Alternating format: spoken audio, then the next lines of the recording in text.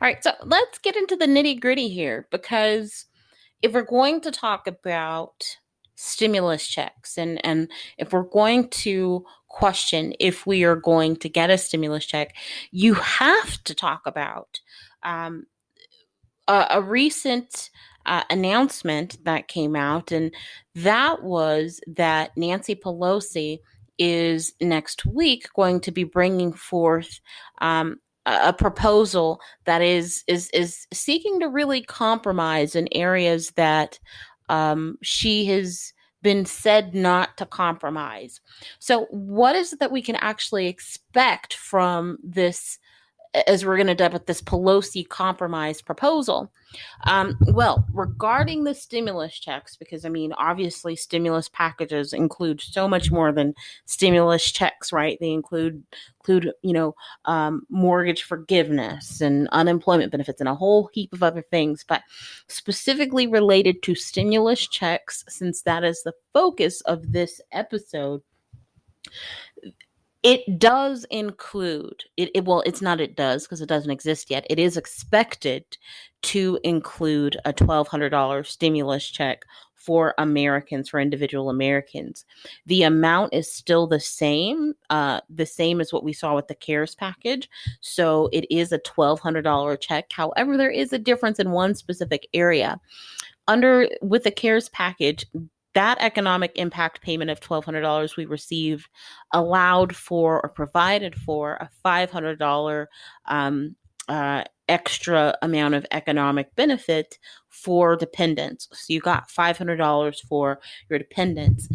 It's expected that the Pelosi compromise proposal is going to provide for not $500 per dependent, but hear me out. It's expected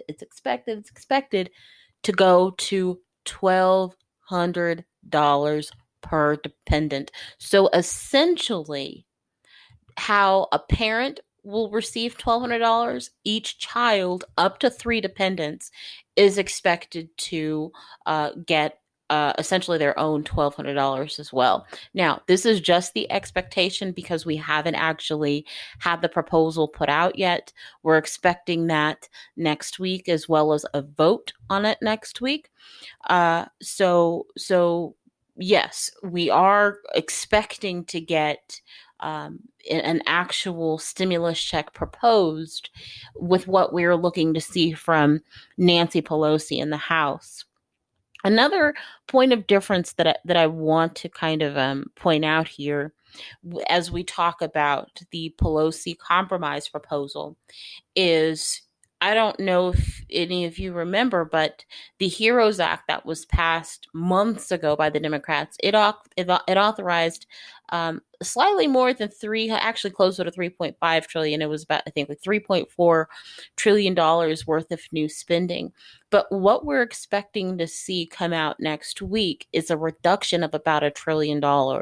So we're expecting to see this proposal cost $1 trillion less, bringing the total for the proposal to $2.4 trillion. So again, we're expecting that Nancy Pelosi will come down on what she's asking for by $1 trillion from her most recent position. That's not even the position, she started with from the very beginning. And Republicans, just to, talk about what they have done and where they have come down from.